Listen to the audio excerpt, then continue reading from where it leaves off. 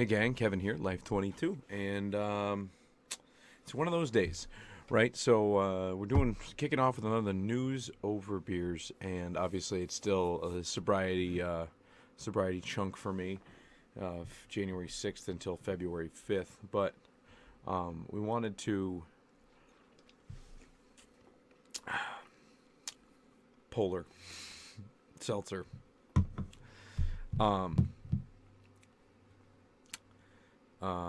let's see here. No, we wanted to do one of these news over beers because today was the first day that I found out. So let's give a little backstory. So I was going to have one coming out, a news over beers, and it'll probably be the next one, the 20th one.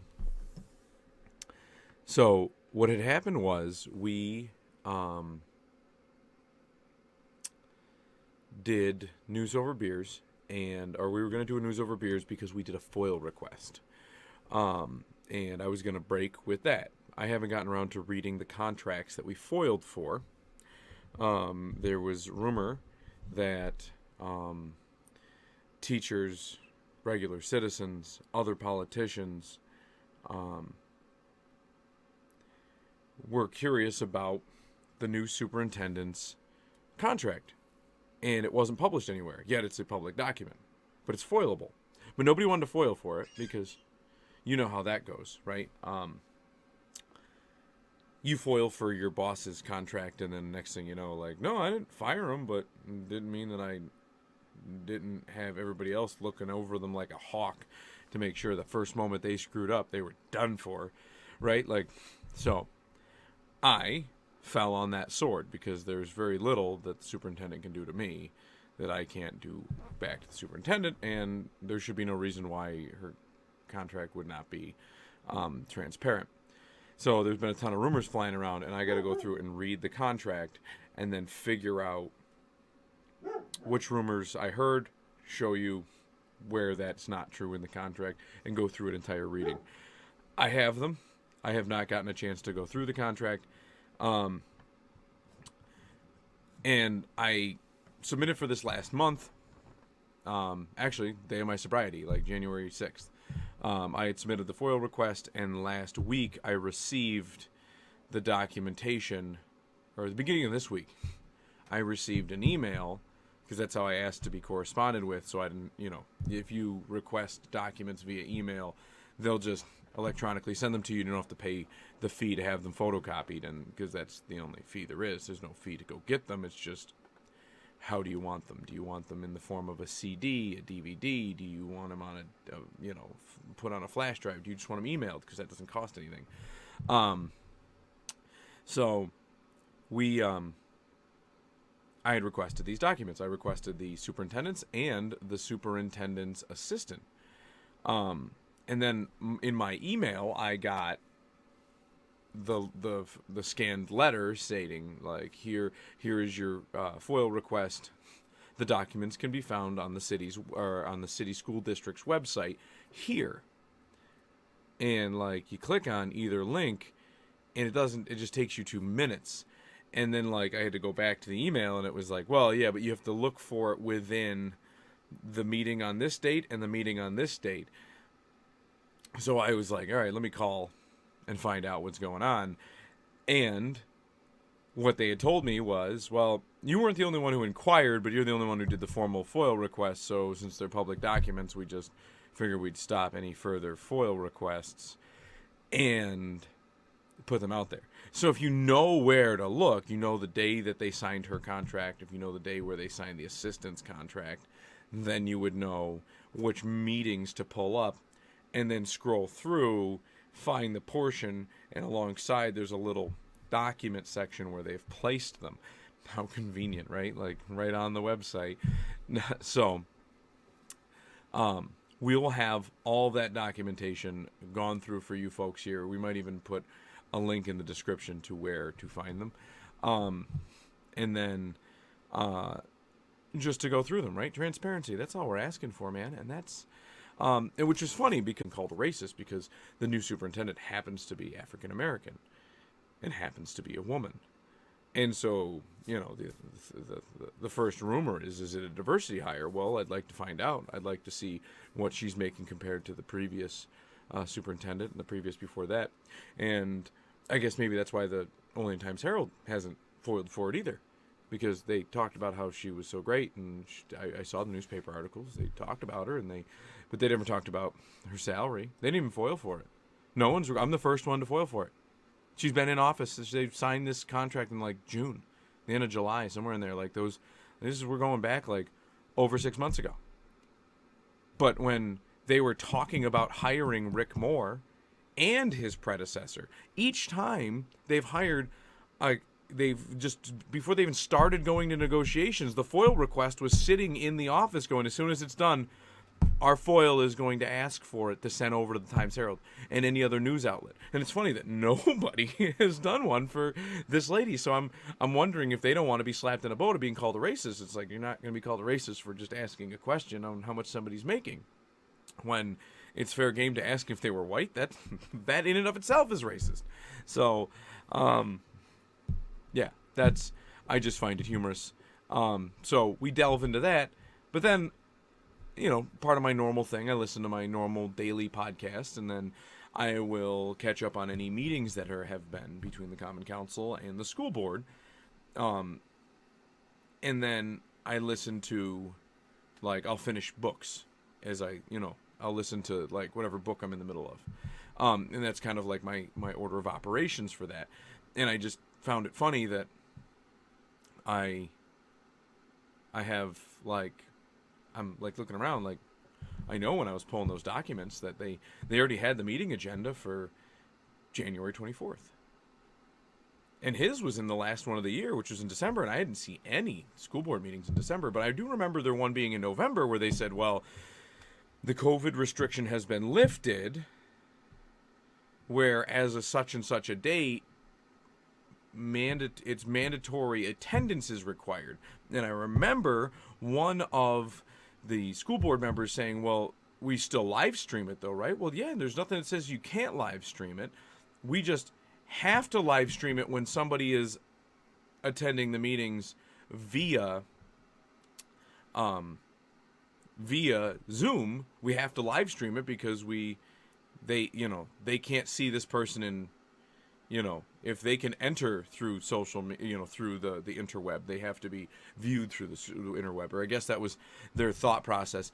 And I remember, a few of the members were like, well, okay, yeah.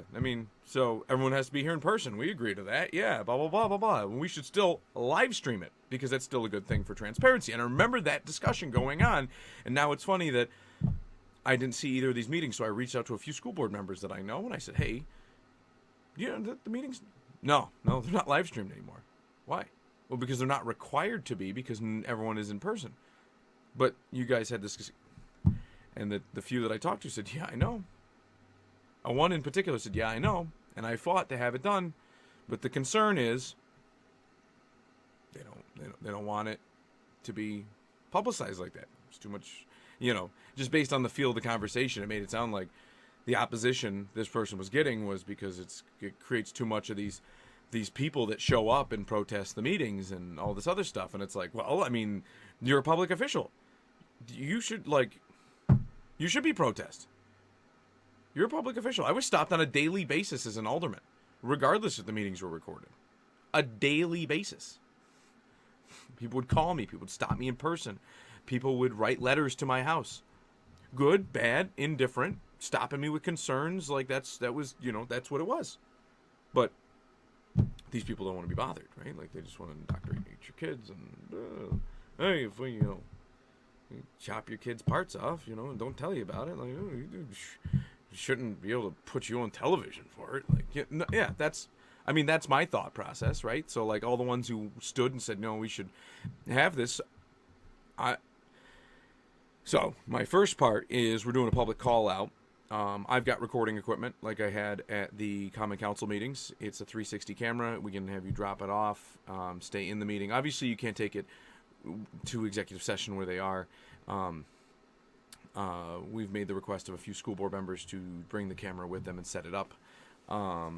they can't take it into executive session, but they can leave it running on the table, because if they did it, it's a public record, so they would have to retain a copy or submit a copy to the school board or whoever is required for FOIL requests on public documents, to do it. But the board as a whole cannot stop them from recording a meeting.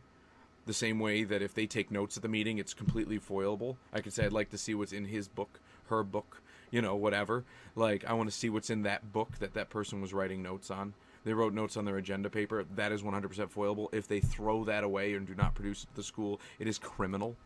That's part of the foilable portions in the open meeting laws and all the other stuff. So, but because we are a news channel, in essence, now we've been established. We're working through the legalese of whatever else that means, which essentially is like, if you First Amendment, right? Like, if you want to have freedom of speech, you want to have freedom of the press, you want all these things. Like, you don't really, like, it's kind of like the whole I declared those documents unclassified thing from the Trump camp. Like, that's, I declare myself a news station, and guess what? I'm here speaking my mind. People are listening. Even if one person listens, that doesn't matter. It doesn't matter if only one person reads the newspaper. It's still a newspaper.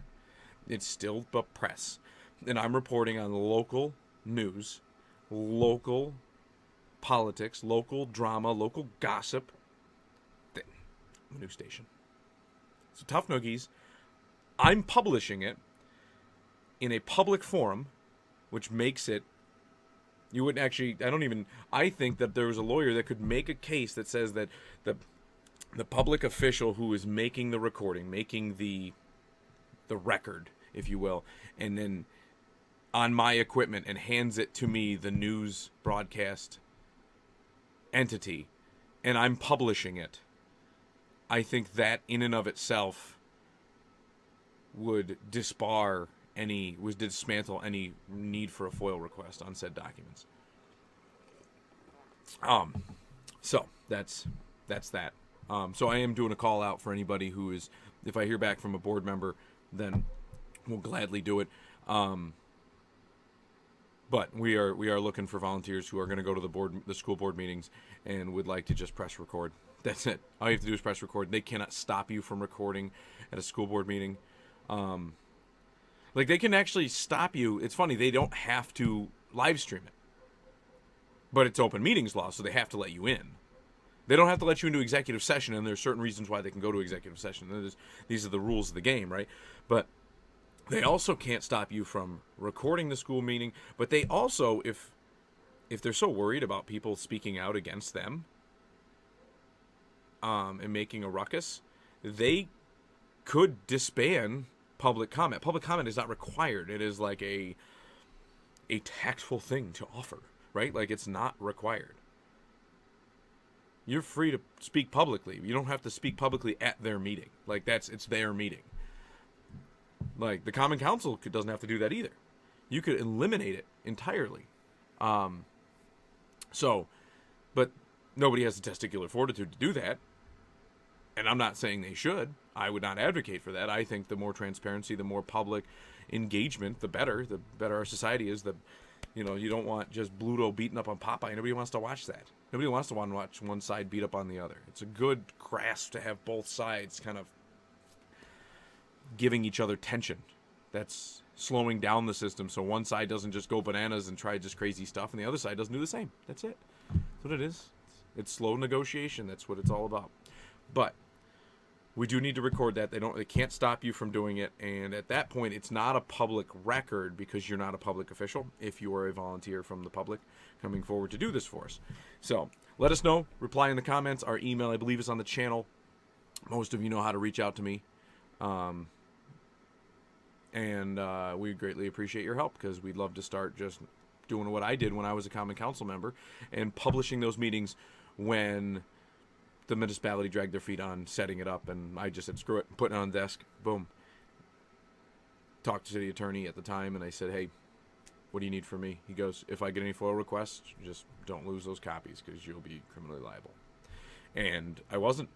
They only have to hold them for 30 days, but and I was like, they're big files. Like, somebody wants one, and do they want the exact one? Because they come in 10-minute segments, and then I have to render them all together. So like, there's no like missing pieces, you know. But it is what it is. So. Yeah, they were like 80. Some of them, like, I think the biggest one was 88 gigs. The average one was like, the smallest was like 20. They're pretty big files. I mean, it's 1080p. I think it's 4K, but it's in a circle. So in the sphere, the whole sphere is 4K versus like this window being 4K, which means that the individual pictures are like between 720 and 1080, depending on where you are in the sphere and how well the rendering does, and the knockdown from, you know, the lag if you get a little, you know, buffering time and stuff like that. So it's, you know, but they're still big files. I mean, you're trying to capture an entire room for sometimes 2.5 hours, you know, so. But we got battery backup packs. We've got the tripods. There's more than enough data space. I don't think if we've ever came close to the maximum capacity on the card sticks. But we have that out there, just throwing that out there. And these are the two different things that we had coming up on the show. But today's little like finding out that they just stopped doing the live stream. They didn't advertise it to anybody. Like the last videoed meeting, they were like, "Oh, yeah, you have to be here in person if you're a board member." Like, are we still live streaming? Oh yeah, there's no reason we wouldn't, for transparency. Like, and then you just stop. Like, what is wrong with you? Like, that is so deceptive. That is just as deceptive as what we all now think that you're doing behind closed doors, because the doors aren't closed. But who the hell is going to go up there? Not everybody has a Tuesday night free. What if you're on the Common Council? Those are taxpayers too. Those people can't be there because you have your meetings at the same goddamn time. So, of course, they're never going to answer my questions. Kevin Doherty's, they're just thinking to themselves, Kevin Doherty's a nut. He's just demanding stuff from us, and he's accusing us of doing things behind closed doors. Well, nobody would accuse you if you just did what you did in meetings on the open air. I mean, at least the city refused. They felt obligated to put it on Channel 6 for the longest time, and then they were like, you know what? YouTube reaches a wider audience. Almost everybody has YouTube. Almost nobody anymore has Channel 6. And and then they paid for closed captioning so they could save the city's taxpayers some dollars and, not have to have live signers and stuff like that. School board does none of that. There is no live signers, which you would think, like, in a district that has more benefits to the disabled. Like, almost every meeting they talk about, like, students with disabilities and helping out communities of disabilities and grant funding and, special ed programs and all that other stuff. They got no signing, no closed captioning, like, and now they don't even do it online. Like, so what about the deaf and the mute? You know what I mean? What about the paraplegics? You know what I mean? Like,